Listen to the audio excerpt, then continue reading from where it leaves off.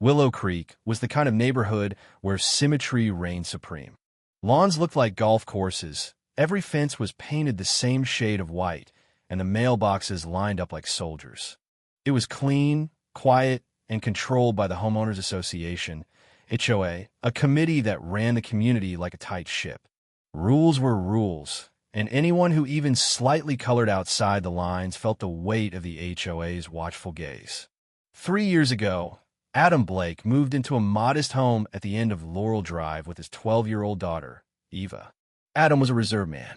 Tall, strong, and quiet, he kept to himself and never shared much about his past. What the neighborhood didn't know was that Adam was the county sheriff.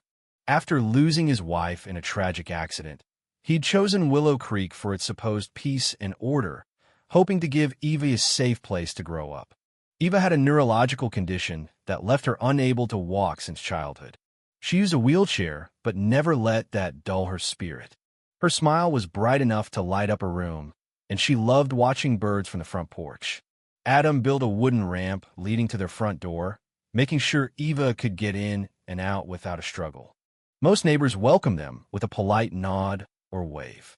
But not Margaret Whitfield. Margaret was the self-appointed queen of the HOA. She was sharp-tongued, petty, and obsessed with control. From the moment Adam and Eva arrived, Margaret made it clear they were not her kind of neighbors. She stared at the wheelchair ramp with a look of disgust and muttered about it ruining the uniformity of the street. Adam tried to stay cordial.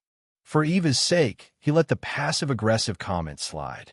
He just wanted a normal life for his daughter. But the air in Willow Creek grew tenser each day, especially whenever Margaret was nearby. The harassment started small. Margaret issued a notice claiming the ramp hadn't been pre-approved by the HOA and demanded it be removed. Adam calmly responded that it was medically necessary and protected under federal accessibility laws. Margaret, undeterred, sent another notice. Next came complaints about Eva's therapy equipment.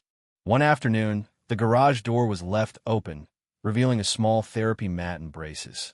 Margaret reported it as unsightly clutter and issued a fine. Then she complained about faint tracks left by Eva's wheelchair on the sidewalk, calling it property damage.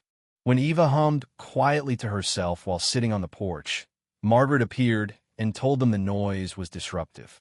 Adam paid the fines, fixed what he could, but inside his patience wore thin.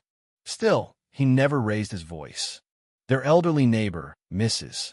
Whitaker, sympathized quietly. "That poor child doesn't deserve this," she'd whisper behind her curtains. Kids who once played with Eva now avoided her house when Margaret was around, too afraid of getting yelled at. One evening, as Adam pushed Eva inside, she looked up at him with wide, hurt eyes. "Dad, why does that lady hate us?" Adam knelt beside her, brushing a strand of hair from her face. "She doesn't hate you, sweetheart. Some people just don't understand. But you're perfect to me." Eva nodded, but her smile didn't quite reach her eyes. Adam hugged her tightly, feeling his heart crack a little. Margaret's complaints grew louder and more personal. She told a neighbor that people like them expect special treatment, pointing disdainfully at Eva's wheelchair. Adam heard every word, but he still didn't react. He was a sheriff by title, but a father first. He needed to protect Eva from more than just physical danger. Then came the day everything changed. It was a scorching afternoon, and the community pool buzzed with activity. Eva loved going there just to be near other kids. She couldn't swim due to her condition, but she enjoyed watching, laughing, and feeling included. Adam sat nearby, sipping iced tea, keeping an eye on her as always. The atmosphere was light until Margaret stormed in.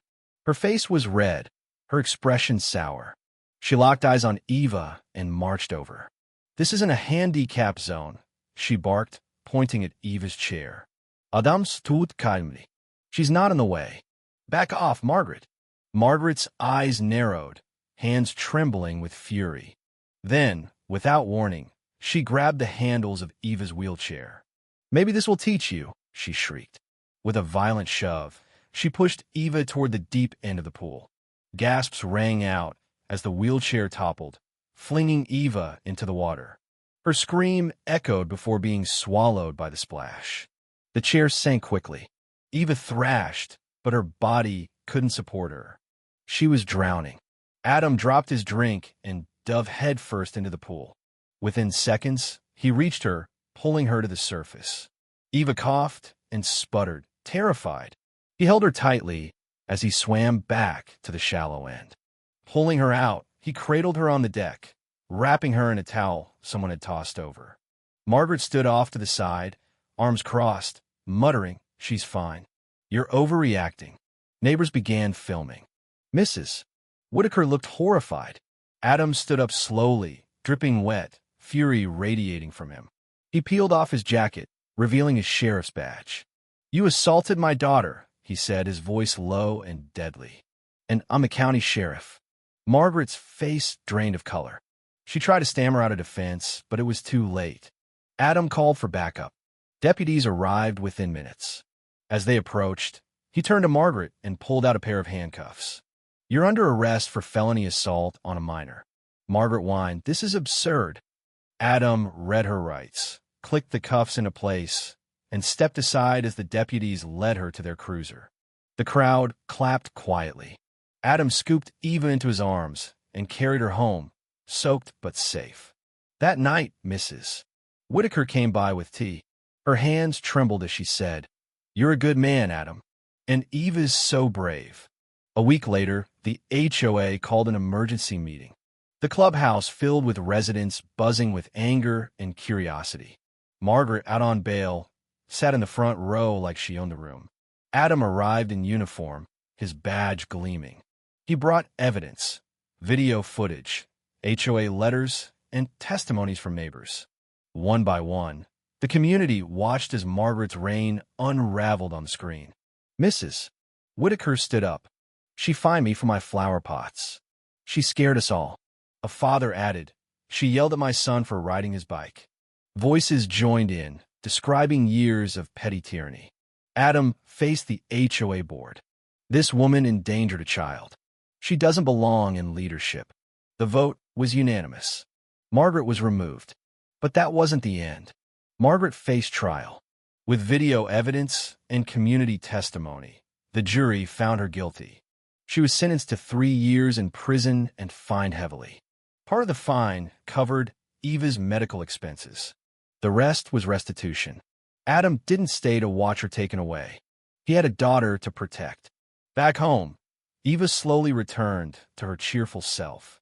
A new wheelchair replaced the ruined one. Adam painted her ramp in bright colors with the help of neighborhood kids. It became a symbol of resilience. Willow Creek changed. The HOA relaxed. Kids played in the street again. Mrs. Whitaker brought cookies every week. People smiled more. One evening, Eva looked up at her father. "You're my hero, Dad." Adam smiled, pulling her close. "And you mine." They sat quietly, watching the sunset. No more fights. No more fear. Just peace. And love. That was enough.